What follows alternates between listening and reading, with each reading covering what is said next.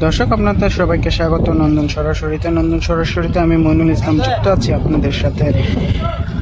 রাজধানীর পাশ দিয়ে ঘেঁষে চলা, বয়ে চলা দুটি নদীর মধ্যে একটি তুরাগ নদীর পাড়ে জানাবো আজকের আবহাওয়া বার্তায় যদি বলি তাহলে যে নিম্নচাপটি বঙ্গোপসাগরের গভীরে সৃষ্টি হয়েছিল, সেই নিম্নচাপটি ইতিমধ্যে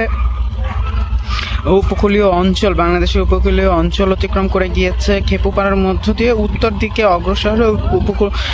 অগ্রসর হয়ে নিম্নচাপটি অতিক্রম করেছে। এটি আরো দুর্বল হয়ে যাবে বলে আবহাওয়া অধিদপ্তর থেকে জানানো হয়েছে। এই নিম্নচাপটি এই মুহূর্তে সাতক্ষীরায়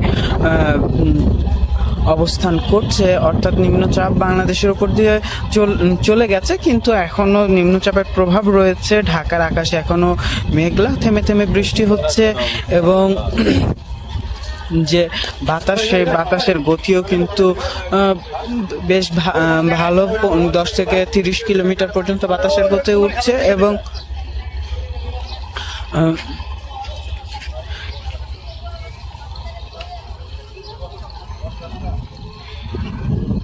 যে সেই বৃষ্টির প্রভাবে আমরা কিন্তু দেখছি নদীর পানি বেশ অনেকটাই বেড়ে গেছে। ঢাকার বিভিন্ন এলাকায় তীব্র জলাবদ্ধতার সৃষ্টি হয়েছে, জনজীবন বিঘ্নিত হয়েছে। এই বৃষ্টি আরো একদিন থাকতে পারে বলে আবহাওয়া অধিদপ্তর থেকে জানানো হচ্ছে। অর্থাৎ এই যে বৃষ্টির প্রভাব, সেই বৃষ্টির প্রভাব আগামী কালকেও থাকবে আবহাওয়া অধিদপ্তরের সূত্র অনুযায়ী, এবং রবিবারও আংশিক বৃষ্টি থাকতে পারে বলে আবহাওয়া অধিদপ্তর থেকে জানানো হচ্ছে। আর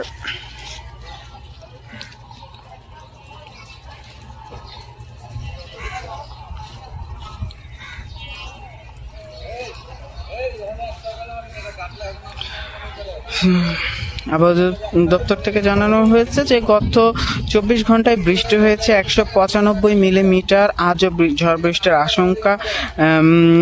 আজকের দিনটি সারাদিনই মেঘলা থাকবে বলে আবহাওয়া অধিদপ্তর থেকে জানানো হচ্ছে এবং বলা হচ্ছে যে সকাল 7টা থেকে পরবর্তী 6 ঘন্টায় ঢাকা ও এর পার্শ্ববর্তী এলাকায় আকাশ মেঘলা ও মেঘলাচ্ছন্ন থাকতে পারে। বৃষ্টি ও বজ্রসহ বৃষ্টির সম্ভাবনা রয়েছে।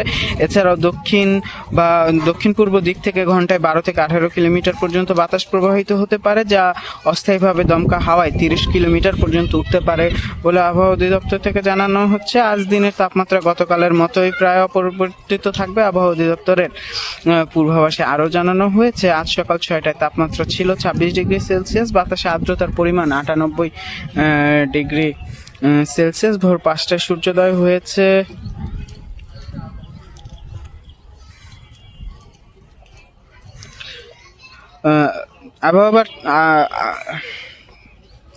আবহাওয়া অধিদপ্তরের নিয়ম অনুযায়ী গত 24 ঘন্টায় ঢাকায় অতি বৃষ্টিপাত হয়েছে বলে আবহাওয়া অধিদপ্তর থেকে জানানো হয়েছে। এদিকে যে নিম্নচাপটি অতিক্রম করে গিয়েছে, উপকূলীয় অঞ্চল অতিক্রম করে গিয়েছে, এর প্রভাবে কিন্তু আমাবস্যায় জলোচ্ছ্বাসের আশঙ্কা রয়েছে বলে আবহাওয়া অধিদপ্তর থেকে জানানো হয়েছে। বঙ্গোপসাগরে সৃষ্ট গভীর নিম্নচাপটি পশ্চিমবঙ্গ বাংলাদেশ উপকূল অঞ্চল দিয়ে অতিক্রম করেছে। এর ফলে যে প্রবল দমকা হাওয়া এবং আমাবস্যা জনিত বায়ু তাড়িত জলোচ্ছ্বাসের আশঙ্কা দেখা দিয়েছে।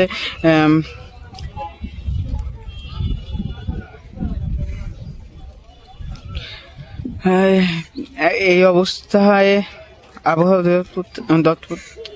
দুঃখিত প্রিয় দর্শক, এই অবস্থায় আবহাওয়া অধিদপ্তরের পক্ষ থেকে চট্টগ্রাম, কক্সবাজার, মংলা ও পায়রা সমুদ্র বন্দরকে 3 নম্বর স্থানীয় সতর্কতা সংকেত দেখিয়ে যেতে বলা হয়েছে। আবহাওয়া অধিদপ্তরের সতর্কবার্তায় জানানো হয়েছে আমাবস্যা ও স্থল গভীর নিম্নচাপের কারণে উপকূলীয় জেলা চট্টগ্রাম, নোয়াখালী, ফেনী, চাঁদপুর, ভোলা, হাতিয়া, সন্দ্বীপ, বরগুনা, পটুয়াখালী, বরিশাল, পিরোজপুর, ঝালকাঠি, বাগেরহাট, খুলনা, সাতক্ষীরা এসব জেলায় অদূরবর্তী দ্বীপ ও চরগুলোতে 1 থেকে 3 ফুট উচ্চতার বায়ুতাড়িত জলোচ্ছ্বাসে প্লাবিত হতে পারে। নিম্নচাপের কারণে উত্তাল আবহাওয়ার সৃষ্টি হওয়ায় উত্তর বঙ্গোপসাগরে অবস্থানরত সব মাছ ধরার নৌকা ও ট্রলারকে নিরাপদ আশ্রয় থাকতে বলা হয়েছে, যা পরবর্তী নির্দেশ না দেওয়া পর্যন্ত তাদের সমুদ্রে না যাওয়ার আহ্বান জানানো হয়েছে।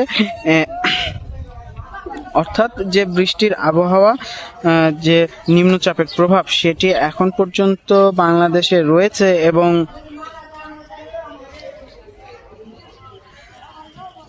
এটি আগামী 2 থেকে 3 দিন এমনটা থাকতে পারে বলে আবহাওয়া অধিদপ্তর থেকে জানানো হয়েছে। এদিকে আমরা যেমনটা বলছিলাম যে যে তীব্র ভারী বৃষ্টিপাত, অতি ভারী বৃষ্টিপাত, সেই বৃষ্টিপাতের প্রভাবে নদীর পানি যেমন বেড়েছে, পানির স্তর যেমন বেড়েছে, তেমনই কিন্তু বেড়েছে জনদুর্ভোগ। আমরা দেখছি যে সকাল থেকে যে গতকাল থেকে সকাল থেকে যে বৃষ্টি, সেই বৃষ্টির প্রভাবে জনজীবন যেমনটা বিঘ্নিত হয়েছিল, এই মুহূর্তে অনেকটা তেমনই রয়েছে।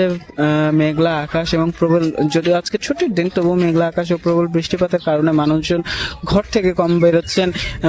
এর কারণে কিন্তু বিপদে পড়েছেন কর্মমুখী মানুষ, শ্রমজীবী মানুষ যারা আছেন, রিক্সা চালক সহ অন্যান্য শ্রমের কাজে, শারীরিক শ্রমের কাজে যে সকল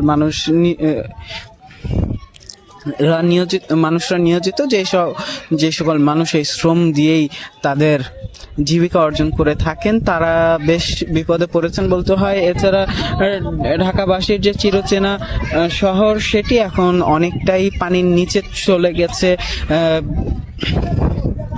মিরপুর, মোহাম্মদপুর, বনানী সহ যে ঢাকার যেসব এলাকায় যারা উচ্চবিত্তদের বসবাস, সেসব এলাকাও কিন্তু অনেকখানি পানির নিচে চলে গেছে। ঢাকাবাসী এর বিষয়ে যেমন অভিযোগ জানাচ্ছেন, তেমন সিটি কর্পোরেশনের পক্ষ থেকেও বলা হচ্ছে যে অপর্যাপ্ত জল নিষ্কাশন ব্যবস্থা এবং যে ঢাকার খালগুলো আছে, সেই খালগুলোতে যে ময়লার স্তর, সেই ময়লার স্তরের কারণে পানি চলাচল করতে পারছে না, যা এই জলাবদ্ধতার সৃষ্টি করেছে। সিটি কর্পোরেশনের পক্ষ থেকে বলা হচ্ছে তারা দ্রুত এই সমস্যার সমাধানে কাজ করছেন।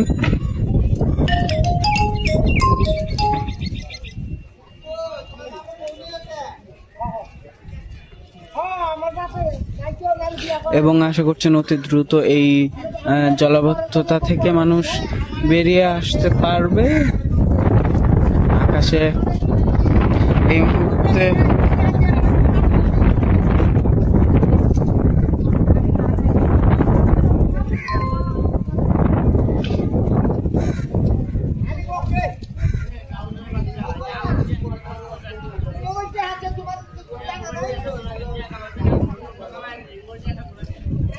এই মুহূর্তে ঢাকার তাপমাত্রা সর্বোচ্চ 28 ডিগ্রি সেলসিয়াস, সর্বনিম্ন 26 ডিগ্রি সেলসিয়াস এবং আজকের দিনটা সর্বোচ্চ তাপমাত্রা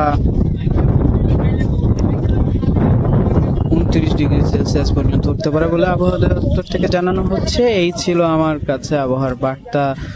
এতক্ষণ আমাদের সাথে থাকার জন্য ধন্যবাদ।